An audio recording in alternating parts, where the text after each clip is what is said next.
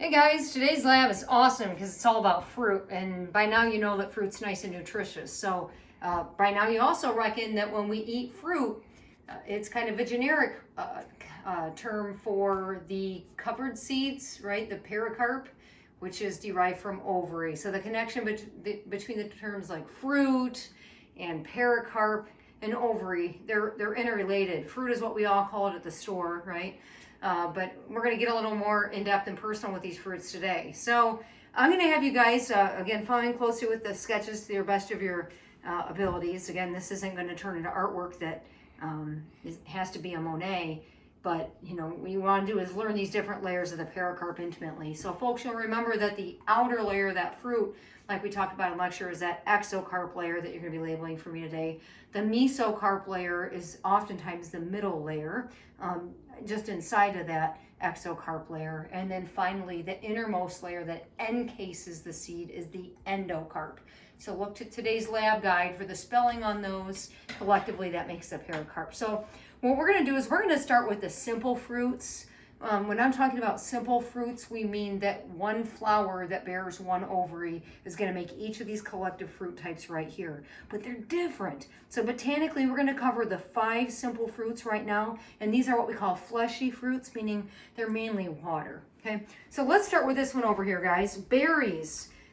Just because it has the name berry in it doesn't even mean it's a true berry. Okay, but what I want to do with you guys is start here looking at these layers that you're labeling for me in your drawing. So remember, one of the things you guys are working on today are your lists of representatives of berries. The other thing is actually doing a sketch of one of them that I cut open for you. Okay, so here's the deal. Here's some cool berries that I just grabbed from my yard, right? Because by now you know I love gardening. So you can actually understand now why tomatoes are a berry. They do closely resemble the structure of a berry, even though I know at the supermarket we call it a vegetable, which basically confuses everybody. But let's look up close and personal at the different layers of the berry here. This outer or exiting layer, right? External layer would be the name almost gives it away, exocarp. That's right here in the skin. The mesocarp of the tomato is all this delicious flesh layer. If you're like me and you love to eat tomatoes, that's the mesocarp right in here. And then this gelatinous matrix that encases the seeds that I'm teasing with my pinky is called the endocarp, and that encases the seeds. So remember, guys, why do plants have covered seeds again? Yeah, for dispersal and for protection. So here you can see it with fruit. We get both, okay? Other common examples of berries might be grapes, also straight out of my yard. The ever so delicious red currants for those of us that like them. A lot of certain teas and confections contain them. And even blueberries, which are absolutely delectable, and Michigan's a great producer of those. So berries, again, a very easy one to learn because nothing's fooling you there with the pericarp layers, the exo, meso, endocarp. They're pretty intuitive, okay? Let's go ahead and explore drupe. I didn't want to cut this open any sooner, folks, because it oftentimes will get really dried out. So I'm saving this nice and fresh for now. So let's pull open this delicious drupe known as a cherry. Many of you guys probably enjoy this in the summer. I know I do. Tastes pretty good. As I snack on that right about now. Hopefully you guys can find one to snack on too. So here's the deal. Drupes are oftentimes referred to as our stone fruits. Okay? Our stone fruits, why you ask? Let's get into it. Here's why. You have this outer layer of skin that protects it called the exocarp. What's this middle layer of flesh called? Oh yeah, M for middle, M for mesocarp. And finally is a hard, stony endocarp. A lot of people mistakenly believe that that is the seed. That's not the case. Check it out down here, guys. Here is the pit, okay? Pit's right down here. And I dared my husband earlier today. I'm like, hey, can you break open a pit? And he's like, I don't think so. Well, he did. Took the vice grips. And there you go. Check this out, guys. If you shatter that pit open, aha, therein lies the seed. Do you see how protective this pit is of the seed? It's kind of like mama bear, right? It's extremely protective of that seed. That's the baby that this endocarp is seeking to protect. So that's the whole intent here, okay? Other common examples that we might be like, oh, your peaches, your plums, your delicious, all kinds of great fruit here. Your apricots are a good example. Right here out of my neighborhood is a walnut. Inside of there is your hard, stony endocarp. Think about that encasing the seeds. And again, folks, those endocarps are hard as nails as I beat that cherry pit against my counter. Here's the other thing, guys. Pistachios. They have a really cool greenish fruit on the outside, but this is the hard, stony endocarp, right? Which, again, we mechanically pry open then at the supermarket. So when you buy them, you can eat them easily. So these are absolutely delectable for those of us that love them, okay? So that's covering the drupe. Pretty intuitive once you realize that that hard stony pit is indeed that endosperm, or I'm sorry, not the endosperm, the endocarp. So now let's move on to a group of fruits that many of us love, and this is our citrus fruits. That has a special botanical term with it known as the Hesperidium. Just like the other ones had special terms too, such as berry, which I know doesn't seem as special as it is, but you're going to learn in a little bit here that it actually is a special term, as are drupes. And then finally here are the Hesperidia.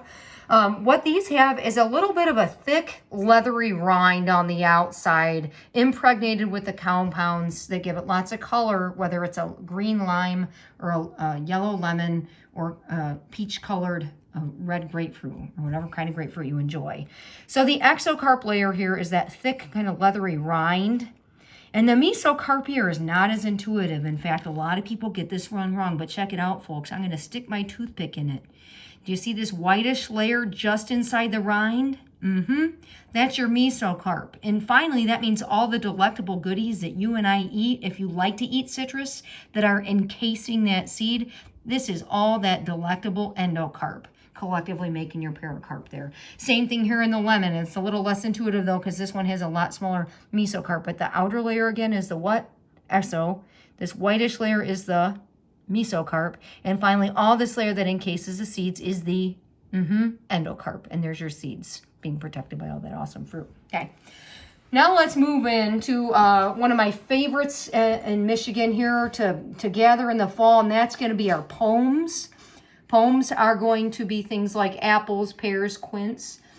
And what these are a little bit of a fooler, okay? At first glance, you're like, wow, that's a really big ovary I'm going to eat. And then you realize, oh, wait, we've learned that that is not mainly ovary. Most of what you eat when you eat a pome, such as an apple, is again receptacle tissue. So I'm going to help you guys out a little bit with your drawing here on this, because this is the one that you're all going to get wrong. So I'm going to do it with you, okay? So like I just said, and how do you like those apples, right? So this is as good as it gets for my art. Here's the deal, guys. All this yummy flesh that you eat when you're eating an apple, all this good stuff, that's not exocarp, that's not mesocarp. No, it's all receptacle. Okay, this ovary is sunken inside of a receptacle, and the receptacle does most of the growing. So when do we actually get into the actual exocarp of the fruit? Excellent question. It's not until you get really greedy and actually get right in here into the core. So this is going to be our exocarp layer that we're talking about, okay? Then, see this last little bit of flesh that's right in here in my apple that I show here just kind of as plain white? That's actually going to be a little bit of flesh that you can actually use to make your applesauce. It's technically edible, even though it starts to be undesirable due to the other layers here. And that's going to be what we call, again, the mesocarp. Okay, there is a little bit of flesh left here, okay? And then last but not least, look closely at this apple right here. You're going to notice there's some really cool little caverns in there that are really thick and papery. That's going to be your endocarp layer, and that's just on the inside here, guys. And if you check out my drawing, that's going to be this little area that encases the seed, okay? And that's going to be our endocarp.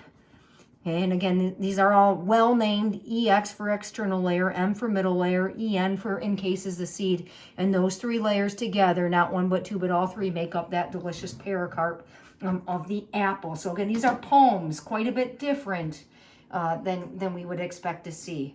Now, luckily, we're going to end with an easy one, guys, and that's going to be our pepos.